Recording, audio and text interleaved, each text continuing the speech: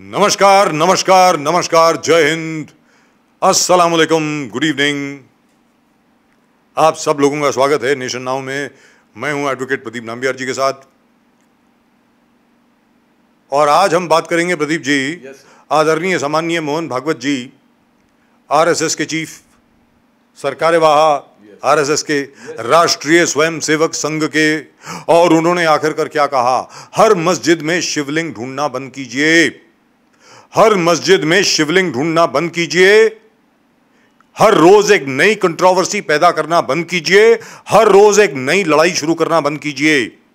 मुसलमान, हिंदुस्तान के जो मुसलमान हैं, इंडियन मुस्लिम्स जो हैं, वो किसी बाहर देश से नहीं आए हैं, हिंदुस्तान के लोग हैं, हमारे अपने लोग हैं। और जान करके दंगा फसाद करवाने की कोशिश मत कीजिए। प्रदीप जी, मैं उम्मीद करता हूं कि तथाकथित तौर पे जो संघ परिवार है, संघ परिवार नहीं, सैफरन परिवार, जो गेरुआ परिवार है, मैं उम्मीद करता हूं कि उन तक ये संदेश पहुंच गया होगा, और अगर नहीं पहुंचा है तो बड़ी दुखद बात है।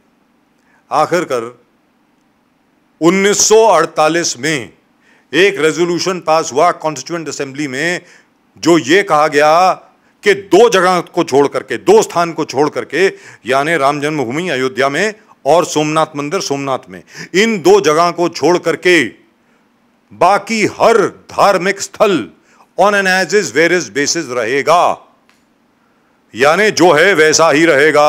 आगे आपको अगर कुछ करना है तो बातचीत के जरिए आप कर लीजिए, क्योंकि प्रदीप जी, अगर 1500 साल पहले जाओगे, 1200 साल पहले जाओगे, कब्रों को अगर खोदोगे तो मुर्दों में से तो सिर्फ बास ही आएगी। बिल्कुल। किसी का कोई भला नहीं होने वाला, याद रख लीजिए। मानता हूं काशी विश्वनाथ मंदिर का जहां तक प्रश्न है, या कृष्ण जन्मस्थान का जहां तक प्रश्न है, या अयोध्या का जहां तक प्रश्न है, अयोध्या में तो चलो राम मंदिर बन रहा है, काशी विश्वनाथ और कृष्ण जन्मस्थान में अगर बातचीत के जरिए लोगों को मनाया जा सकता है, क्योंकि वहां पर सारे सबूत हैं, एक एक चीज उपलब्ध है, यहां तक कि बादशाह औरंगजेब की बायोग्राफी जो है, उनके खुद के दरबार के जो बायोग्राफर हैं, उन्होंने जो लिखी है, आलमगीर की जो बायोग्राफी है, उसमें उन्होंने खुद लिखा है कि जहां तक के काशी विश्वनाथ मंदिर का प्रश्न है, बादशाह औरंगजेब ने काशी विश्वनाथ मंदिर तोड़वाया, और क्यों तोड़वाया ये भी लिखा है, क्योंकि वहां से बगावत हो रही थी। बनारस के जो राजा थे, उन्होंने बगावत का बिगुल बजा दिया था औरंगजेब के खिलाफ। लेकिन वो बात अलग है। मेरा ये कहना है कि प्यार से, सद्भाव से, सद्भावना से, देशभक्ति की भावना से, एक दूसरे के साथ भाईचारे की भावना से अगर इस मामले का हल निकले तो सबके लिए बहुत अच्छा होगा। जैसा प्रदीप जी ने एक पिछले प्रोग्राम में कहा था, ये एक सबके लिए बहुत बड़ा अवसर है, ये दिखाने के लिए कि हिंदू मुस्लिम एकता क्या होती है, पूरी दुनिया के सामने दिखाने के लिए कि हिंदुस्तान का तरीका हिंदू मुस्लिम एकता का तरीका है। Pradeep ji. Sir, there were two things that Mohan Bhagwat ji ने जिस प्रकार से हाईलाइट कर दिया। वन वाज, हर मस्जिद में आपको शिवलिंग ढूंढने की जरूरत नहीं है, और दूसरे बोले कि दोनों कम्युनिटी साथ में बैठ के एक सुझाव, एक रेजोल्यूशन पास करे, एक निर्णय पे पहुंचे। Both the community asked for inclusiveness. Both communities coming together, दोनों कम्युनिटी एक साथ मिलकर फैसला ले हर मुद्दे पर। That is a fantastic message. And at particular time, this particular time, जब RSS के प्रमुख इस प्रकार से एक बयान देता है, it is definitely bring down the tensions that are created across the country between both communities. मगर इस टेंशन को ठीक करने के लिए बहुत जरूरी है कि दोनों कम्युनिटी एक दूसरे से बातचीत करे। This was probably the BJP agenda or RSS agenda right from first, polarization of both the communities. Polarization तो हो गया, as we discussed even last time. Hindu community ने पोलराइज करके अपने लीडर को चुन लिए। उन्होंने कहा कि RSS, most of the times, it is either Narendra Modi, the BJP speaking for the Hindu community, or the RSS speaking for Hindu community, for the Hindu community. Muslim community still has to find its unitary leadership. It is बटा हुआ है, अखिलेश यादव समाजवादी में बटा हुआ है, या NCP में बटा हुआ है, AIMM में बटा हुआ है, कई अलग अलग पार्टीज में बिटर्स, केरल में PFI, yes. तो मुस्लिम community is divided among in leadership. They don't have a single leadership. And probably BJP RSS यही चाहता कि दोनों community polarize हो और singular leader reflects in both the communities.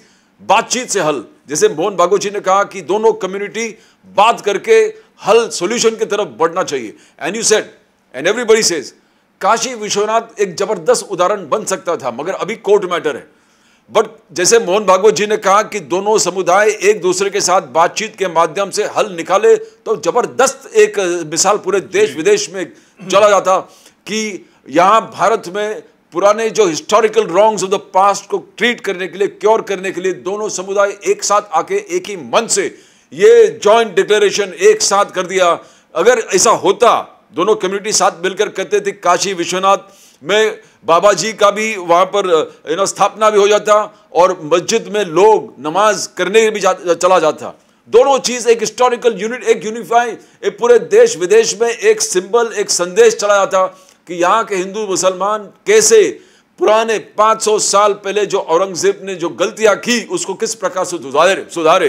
Both communities दोनों के सेंटिमेंट्स को रिस्पेक्ट करते हुए इस चीज को किया. राम जन्मभूमि में होगा नहीं, कोर्ट का डिसीजन हो गया. काशी विश्वनाथ में दोनों मैटर कोर्ट में है अभी, तो अनुष्ठान भी अब कोर्ट में हाँ, यस. तो जहां समुदाय बातचीत करने का वक्त था वो शायद है ही नहीं, बट अभी भी कुछ नहीं बिगड़ा है. Both the communities can come together. But इसके साथ साथ पूरे देश में जितने पॉलिटिकल लीडर्स हैं उनको भी इस ढंग से सोचने का एक जाना चाहिए, चैनलाइज करना चाहिए. बिकॉज अभी जो हो रहा है, अभी जो महाराष्ट्र में जिस प्रकार से चल रहा है कि राज ठाकरे के लोग जाके घर घर पर्ची बांट रहे थे कि हमने जिस प्रकार से लाउड स्पीकर या इस चीज को ठीक किया, उस चीज, तो police action. Now you are aggravating. Why can't allow things to pass? Why can't we allow things to come down? Why can't we allow graciously accept each others leaders views, उनके पॉइंट ऑफ व्यू समझ के जो हुआ उसको अभी बंद करके यहां से यूनिफॉर्म तरीके से लीगली अपने. तो every party, every political leader, everybody has some role to play in unifying and cementing ties between two communities and seeing that India में इस प्रकार से disturbances within communities, because आज के तौर तरीके जिस प्रकार से है, मुसलमान जितने हैं उनको एक डेफिसिट ऑफ ट्रस्ट, उनको लग रहा है कि हमको यहाँ जस्टिस नहीं मिलेगा. उनको ऐसा लग रहा है कि ऐसे एक बीजेपी के सरकार आया है कि हर दूसरे दिन हम कोई ना कोई टेंशन में आ जाते हैं. कोई जैसे शिवलिंग मिल जाता है मस्जिद में या कोई दूसरे मस्जिद में होता है, संभाजी नगर वाले इश्यू है, औरंगाबाद. तो अलग अलग विषय को लेकर every day the Muslims are being targeted. That is what the general reaction, the general opinion of the Muslim community. But in a democracy, in a federal system of ours, in a country that believes in the secular credentials which is laid down in the Constitution. The Constitution always says that we the people hereby resolve to constitute into a socialist, secular, democratic republic. It never talks about religion.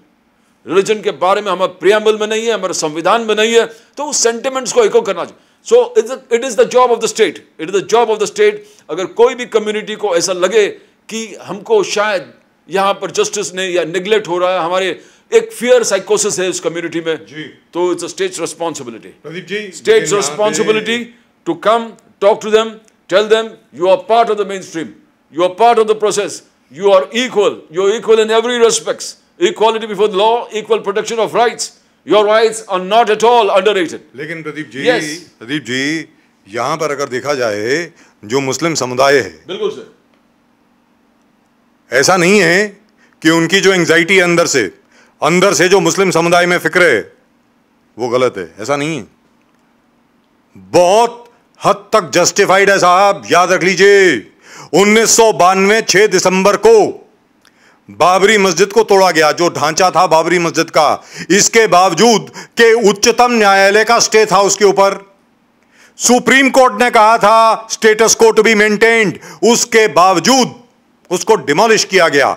मेरा यह कहना है प्रदीप जी, मैंने देखा है, आपने देखा है, और हमारे कैमरामैन साहब ने भी देखा है, लोअर कोर्ट का ऑर्डर आता है ना, लोअर कोर्ट का ऑर्डर सर, किसी बिल्डर के खिलाफ केस झोपड़पट्टी के ऊपर तुम बुलडोजर नहीं चलाओगे, किसी की हिम्मत नहीं होती है हथौड़ा चलाने की। यहां तो सुप्रीम कोर्ट का ऑर्डर था कि बाबरी मस्जिद को हाथ मत लगाना, आपने तो तोड़ दी।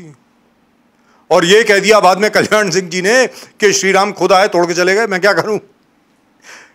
चलिए हो गया। उसके बाद सुप्रीम कोर्ट का निर्णय आता है राम जन्मभूमि के ऊपर कि राम जन्मभूमि मंदिर बनेगा। लेकिन प्रदीप जी उसी ऑर्डर में तीनों जस्टिस क्या बोलते हैं कि 6 दिसंबर 1992 की जो हरकत हुई, जो हादसा हुआ, जिस प्रकार बाबरी मस्जिद को तोड़ा गया, वो बिल्कुल गैर कानूनी था, ऐसा सुप्रीम कोर्ट ने कहा है। मेरा यह कहना है कि अगर वो गैर कानूनी था, सुप्रीम कोर्ट मानता है, तो आज तक उन लोगों को सजा क्यों नहीं मिली है जिन लोगों ने उस ढांचे को, बाबरी मस्जिद को तोड़ा। You want to win over the trust of the other community. You want the Muslims to come into the mainstream. Let the law of the land prevail. ऐसी क्या बात है, उसमें क्या है, भले जो मर्जी हो। ये नहीं कह सकते साहब कि ये ठीक है सुप्रीम कोर्ट का ऑर्डर, लेकिन ये ठीक नहीं है। सुप्रीम कोर्ट का order has to be obeyed in totality. You can't have a half-assed execution of a Supreme Court order. You can't do that. That is part one. Part two, the Muslim community also has to understand कि अगर आप शिवलिंग का मजाक उड़ाएंगे, प्रदीप जी, हर जगह पर आप क्या Bhabha atomic research centre में ये दिखाएंगे ये भी शिवलिंग है, ये भी शिवलिंग है, ये भी शिवलिंग है, तो सामने से भी रिएक्शन होगा। याद रख लीजिए, एक तरफ से अगर आप गाली देंगे, एक तरफ से अगर आप मजाक उड़ाएंगे किसी के भी रिलीजियस फेथ का, किसी के भी धार्मिक विश्वास का अगर आप मजाक उड़ाएंगे, तो सामने से भी रिस्पॉन्स आएगा, रिएक्शन आएगा। और जब सामने से भी रिस्पॉन्स आएगा, फिर आप कहेंगे देखिए हमारे साथ क्या हो गया, तो फिर उसके बाद कानपुर हो जाता है। ऐसा नहीं होता है। एक दूसरे का आदर कीजिए, एक दूसरे का सम्मान कीजिए, जैसा कि अब तक हम करते आए हैं। याद रखें, पूरी दुनिया की नजरें हमारे ऊपर हैं। और यहां पर तो वेरी फ्रैंकली स्पीकिंग, एक तरफ मोहन भागवत जी ने कहा, और मैं एक बार फिर साधुवाद करता हूं, नमस्कार करता हूं, चरण स्पर्श करता हूं मोहन भागवत जी का। उन्होंने जो स्टेटमेंट दी है कि हर मंदिर, हर मस्जिद में, माफ कीजिएगा, हर मस्जिद में शिवलिंग ढूंढना बंद कीजिए। हर रोज नई, हर हफ्ते नई कंट्रोवर्सी, नया विवाद उठाना बंद कीजिए। और साथ में उन्होंने एक और बहुत सिग्निफिकेंट चीज कही है प्रदीप जी, गौर फरमाने लायक है। उन्होंने कहा कि राष्ट्रीय स्वयं सेवक संघ के फलसफे के खिलाफ था राम जन्मभूमि मूवमेंट, राम जन्मभूमि आंदोलन में हिस्सेदारी करना। हिस्टोरिकल रीजंस की वजह से, ऐतिहासिक कारणों की वजह से हम लोग इसमें भागीदार बने। लेकिन आरएसएस अब ऐसा कोई आंदोलन नहीं चलाएगा, ऐसा मोहन भागवत जी ने कहा है। I think this is a message which will go a long way in restoring the faith of all minorities. Hindu Muslim unity, Hindu Christian unity, Hindu Sikh unity, unity of all the people living in this country. And here what Mohan Bhagwat ji has done is absolutely brilliant and I appreciate it, but I wish Mohan Bhagwat ji एक और भी चीज कह देते। प्रदीप जी, ये topic से जरा हटके है, लेकिन फिर भी टॉपिक से जुड़ी है, विषय से जुड़ी है। क्या है, अभी एक पिक्चर आई थी कश्मीर फाइल्स, 15 करोड़ की पिक्चर बनी। टोटल बजट पिक्चर का इंक्लूडिंग पब्लिसिटी वगैरह वगैरह वगैरह सिर्फ 15 करोड़ का था। 380 करोड़ अभी तक कमा चुकी है पिक्चर। अब किसने कमाए, Z5 ने कमाए या किसने कमाए? लोग कहते हैं विवेक अग्निहोत्री और उसकी बीवी, उनकी बीवी जो है पल्लवी जोशी ने कमाए। All the best to them, very good, good for them. अगर उन्होंने कमाए हैं तो आई डाउट इट, क्योंकि डायरेक्टर प्रोड्यूसर को तो बेचारे को बहुत कम मिलते हैं, बाकी सारे के सारे जो पैसे होते हैं डिस्ट्रीब्यूटर्स वगैरह सबके पास चले जाते हैं। ये पिक्चर बनी थी 1989-1990 की स्थिति पर, जब कश्मीरी पंडित कश्मीर घाटी से पलायन कर रहे थे। आज 2022 में एक बार फिर कश्मीरी पंडित कश्मीरवादी से एक बार फिर पलायन कर रहे हैं, क्योंकि पाकिस्तान से प्रोत्साहित आतंकवादी आज की तारीख में कश्मीरी पंडितों का, हिंदुओं का कत्ल कर रहे हैं. They are actually choosing Hindus out of a lineup. Number 1.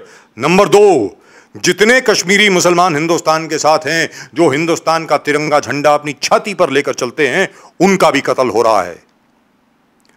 मेरा यह कहना है कि जिस जोशो खरोश से आपने कश्मीर फाइल को सपोर्ट किया, अब उसी जोशो खरोश से सरकार से सवाल पूछना चाहिए कि सर अब आप क्या कर रहे हैं, कुछ तो कीजिए. दोबारा 1990 की सिचुएशन मत आने दीजिए वापस. आर्टिकल 370 आपने विड्रॉ किया, जबरदस्त काम किया. लद्दाख को आपने जम्मू एंड कश्मीर से सेपरेट किया, बहुत जबरदस्त काम किया. लेकिन अब मोदी जी, अमित शाह जी, हम सबकी उम्मीदें आपके ऊपर हैं. यह उम्मीद नहीं थी हमको कि कश्मीरी पंडितों के साथ और कश्मीरी हिंदुओं के साथ और जम्मू के हिंदुओं के साथ और जम्मू एंड कश्मीर के जितने भी मुसलमान जो बिल्कुल देशभक्त हैं, हिंदुस्तान के साथ हैं, उनके साथ एक बार फिर ऐसा जुल्म होगा. यह हमको आपसे उम्मीद नहीं थी. मैं उम्मीद करता हूं कि बहुत ही जल्द, जैसा कि खबर आ रही है, बहुत ही जल्द, मैंने सुना है प्रदीप जी, इस प्रकार का एक्शन होगा, इस प्रकार का एक्शन होगा कि सारी दुनिया घबरा जाएगी कि ये क्या हो गया. जैसे बालाकोट में हुआ, उससे भी ज्यादा बड़ा एक्शन अभी होने वाला है.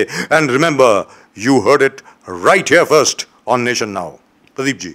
Sir, the Modi government on its own, you cannot say the intelligence. अभी भी आप वो ही रट नहीं लगा सकते कि कश्मीर उस पार पाकिस्तान से लोग आ रहे हैं कश्मीर में और लोगों को चुन चुन के मार रहे हैं. ये हमारे इंटेलिजेंस, बिकॉज हमने चुन लिया, हमने नरेंद्र मोदी को चुन लिया, हमने मोदी जी के साथ वो पूरी मिनिस्ट्री को इसीलिए चुना. यस, इसीलिए चुना, ये इसीलिए चुना yes, कि ये एक्सक्यूज नहीं दिया जाएगा. एक्सक्यूज नहीं दिया गया. तो आज के तारीख में अगर बीजेपी या कोई भी अभी कह रहा है कि उस पार से आतंकवाद आके यहां पर मचा ले, it's bullshit. Nobody is going to believe it. We have elected you. It is your job to see. It is your job to see that these things don't happen. You have to be ruthless. Who is stopping you? You be ruthless. आपको mandate दिया है ruthless का, ruthless बनने के लिए. Where you have to protect the person and property of people, then you have to be ruthless. The mandate is 370 was a mandate given to you. Yes. Everything was a mandate. Surgical strike was a mandate given to you. Balakot, उस तरफ attack करना, that was a mandate given to you. You performed it. Now you can't say terrorists from across the border are coming. बहुत सुन के हम पक गए, इसलिए सरकार को बदल दिए थे. पूरे लोग, पूरे देश एक साथ होकर मोदी जी को इसलिए लाए थे कि हम सुन के थक गए थे कि आतंकवाद उस पार से आ रहा है, पाकिस्तान ये कर, कभी बॉम्बे में अटैक हो रहा है, कभी हैदराबाद में, कभी गुजरात में. यस. तो अभी ये एक्सक्यूज अब नहीं होगा. अब ये कोई सुनने वाला नहीं है. आपको मैंडेट दिया, इस चीज को रोकिए, इस चीज को रोके, स्ट्रिक्ट एक्शन लीजिए, पटका दो. जैसे पंजाब में इंदिरा गांधी ने किया था आतंकवादों को साफ करने के लिए, अब तो खत्म हो गए. उसी प्रकार के एक्शन कश्मीर में कीजिए. कौन रोका है आपको? एंड सेकेंड थिंग, ना ऐसा बात नहीं कि दे हैव नॉट डन. जिस प्रकार से उन्होंने एक एक चीज़ की है, वहाँ जो डोमिसाइल सर्टिफिकेट्स लोगों को इशू करने शुरू कर दिए थे आफ्टर आर्टिकल 370 में, Kashmir integral part of India, everybody can go and stay in Kashmir. Domicile लाखों की तादाद में लोगों को डोमिसाइल सर्टिफिकेट्स इशू कर दिए थे. बाहर के लोग आइए, यहाँ पर रहिए, माइग्रेंट लेबर्स आइए, यहाँ पर रहिए. ऑफिशियल सर्टिफिकेट्स इशू किया था लाखों लोगों के लिए. Process had started. The government had, the government, yes, the government, yes, बोलिए. एक और चीज सर, बहुत जरूरी है, बिल्कुल, ये जानना बहुत जरूरी है. Yes, yes. Sir, Jammu and Kashmir में, Jammu and Kashmir was the only state, yes, in the entire India, correct, sir, where reservation was not applicable. Not applicable. Article 370 के विड्रॉल के बाद सबसे पहली बार SC ST को, शेड्यूल कास्ट और शेड्यूल ट्राइब्स को reservation मिला. अरे भाकड़वाल जो थे, ज्यादातर शिया हैं, भाकड़वाल जो थे, बाकी ट्राइबल जो हैं, बाकी नोमैड जो हैं, बाकी गडरिये जो हैं वहां के, सब मुसलमान हैं. सबसे पहली बार उनको आरक्षण मिला जम्मू एंड कश्मीर सरकार में. Yes yes. ये process, no, we have to appreciate that the Modi government has started this process कि बाहर के लोग आए, डोमिसाइल सर्टिफिकेट, लाखों के तादाद में बाहर के लोगों को रहने का सुविधा, डोमिसाइल स्टेटस मिला, they can purchase land. Second thing is delimitation किया, एक्सरसाइज, जैसे अपना लद्दाख को अलग कर दिया, और with in Jammu, with in Kashmir उन्होंने कॉन्स्टिट्यूंसीज और बढ़ा दिए, कॉन्स्टिट्यूंसीज डिलिमिट कर दिए, जो मुस्लिम और हिंदू अलग अलग विभाजन था सबको कोऑर्डिनेट करके मिक्स करके जो मेजॉरिटेरियन एक एटीट्यूड था हर कॉन्स्टिट्यूंसीज का उसको डिफरेंट कलर दे दिया, एक मिक्स कलर दे दिया, डिलिमिट कर दिया, so the majoritarian influence of Kashmir. yes minimize on the yes minimize the influence. So there was a balance. There was a balance. So this Modi government had worked on this. ऐसा they have not done anything. They have done. First is they started issuing domicile certificates. Second, delimitation. और तीसरा जो आपने अभी जिक्र किया है कि जो कानून आउटडेटेड था उस पूरे कानून को उन्होंने निकाल दिए, विच उसमें यह भी था कि distress cell of Hindu properties 1989 के बाद जो भी हिंदू ने प्रॉपर्टी बेचा हो that was considered as distress sale. So-called Roshni Act. Yes, the Roshni Act. The distress sale and the Muslim community who has taken over the properties would have to surrender that property. Yes. Would have to surrender the property to Hindu. So they have done it. They have done it. But at the same time, you cannot say there was intelligence failure. There was an intelligence failure that targeted killings of Hindus are taking place. Targeted Muslim Hindu community को target करके school से बाहर निकाल के shoot करना, bank से बाहर निकाल के शूट करना, गाड़ी से बाहर निकाल के शूट करना. This is the same thing that happened in Punjab during the Hay time, when the terrorist activities were at its surge, absolutely at the peak. The same thing is being seen here. And you said, as you said, there's going to be a drastic action. There's going to be a drastic retaliation. The government of India is probably going to give a fantastic retaliation to these things, because these things have to stop. You are provoking the people, you are provoking. But at the same time, sir, you need to have a voice coming out from the Muslim community that this is wrong, we are totally against it, and a unified attempt should be made in Kashmir to show solidarity, unity against these killings. That is wanted. That particular is wanted, that is missing, and we want that, because if you are talking about Hindu-Muslim unity, if you're talking about a totalitarian approach where everybody has a right, as you say, democracy, equality before the law, equal protection of rights, justice, you talk about liberty, you talk about fraternity, the 4 pillars, then you need to believe that every death has to be condoned from all sections of the communities. Every community should come out, not blame the government, but condone the acts of terrorist and violence in one unified top voice. That seems to be slightly slowing down for the Muslim community. They should be coming out much more in a higher pitch and much more louder. Over here, the fact remains that as far as the rest of the Muslim community is concerned over here in India, we must understand right now, the pitch is over the Kashi Vishwanath temple. Yes. The pitch is Hindu versus Muslim. The pitch is Krishna Janmashthan. Yes. और कुछ सरफिरे लोग हैं जो कुतुब मीनार पे जाकर भी आरती कर रहे हैं. Exactly. अरे क्या दिमाग खराब हो गया तुम्हारा? सबको मालूम है कुतुब मीनार कैसे बना, किसने बनाया, स्टोन कहां से आया. और बाय द वे ये भी एक बड़ी अजीबो-गरीब एक आर्गुमेंट दी गई थी कि ये बताइए ऐसा आर्किटेक्चर और कहां है अफगानिस्तान में. अरे घोर के पास चले जाओ ना. There is an exact twin tower resembling the Qutub Minar also in Ghor in Afghanistan. खैर वो बात दूसरी हो गई. मेरा ये कहना है विश्व हिंदू परिषद की सिर्फ पहले एक डिमांड थी. क्या डिमांड थी प्रदीप जी? हम बाकी मंदिरों की तरफ देखेंगे नहीं. जहां जहां मंदिर टूट करके मस्जिद बनी है वो उसको हम देखेंगे नहीं. सिर्फ 3 दे दीजिए, काशी विश्वनाथ, राम जन्मभूमि और कृष्ण जन्मस्थान. आप उसी के ऊपर अड़िग रहें. मुझे लगता है आखिर में हर कोई हिंदुस्तानी मुसलमान जो है वो मान जाएगा, हाँ भाई अन्याय हुआ है, पहले अन्याय हुआ हिस्ट्री में, इसको हमें सुधार करना है. इसका there should be first recognition that yes injustice has taken place, then there should be reconciliation and then restoration. तीनों चीजें बड़े आराम से हो सकती हैं. और जैसा मोहन भागवत जी ने कहा कि भाई देखिए अब के बाद ये राम जन्मभूमि आंदोलन के बाद हम और किसी ऐसे आंदोलन से नहीं जुड़ेंगे. I think that's a very very significant statement. Number 3, as Pradeep ji said, if somebody dies, if somebody is killed, if even one innocent is killed, आखिरकार कुरान शरीफ में क्या कहा है? ये कोई और नहीं बोल रहा, अल्लाह खुद बोल रहे हैं। क्या बोल रहे हैं? The killing of one innocent is like killing the whole of humanity. जो बेचारा रोहित भट्ट वहां पे मारा गया, जो अभी अभी वो रजनी बाला जो टीचर है वो मारी गई, जो बेचारा बैंक मैनेजर है वो मारा गया, जो बेचारा पुलिस वाला अपनी बेटी के साथ था उसको आपने मार दिया, ये सब इनोसेंट लोग थे। एक शरीफ आदमी की मौत का मतलब है, एक शरीफ इंसान के कत्ल का मतलब है आपने पूरी इंसानियत का कत्ल कर दिया। अरे ये तो कुरान शरीफ में लिखा है भाई, कुछ तो शर्म करो। लेकिन प्रदीप जी, ये लोग शर्म करने वाले नहीं हैं, सीधी सादी बात है। जैसे कि ज्यादातर मुसलमान बोलते हैं, जैसे उधर का आईसिस है, आईएस, दाइश, हर कोई मुसलमान ये बोलता है कि ये असल में मुस्लिम है ही नहीं। जो टेररिस्ट होता है, आतंकवादी जो होता है, वो असल में मुसलमान हो ही नहीं सकता, क्योंकि उसका कोई ईमान नहीं है। जिसका ईमान नहीं है वो मुसलमान नहीं है, याद रख लीजिए। लेकिन यहां पर मुझे पूर्ण विश्वास है, अभी मैंने अंग्रेजी में कहा था पहले, that you remember, you heard it here first, अब मैं आपको हिंदी में वापस बोलता हूं।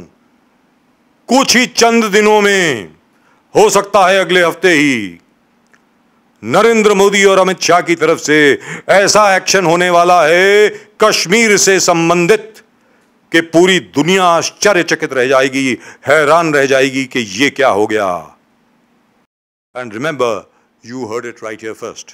From both Pradeep ji and myself, that's all we've got for you in tonight's show, with the fond hope and with a prayer that hopefully, Hindus, Muslims, Sikhs, Jews, Christians, Parsis, all of us will live together like we have always. इस प्रार्थना के साथ कि हिंदू, मुस्लिम, सिख, ईसाई, इन सब का, हम सब का भाईचारा बिल्कुल उसी तरह कायम रहेगा जैसे कि आज तक कायम रहा है। आप सबको नमस्कार और जय हिंद।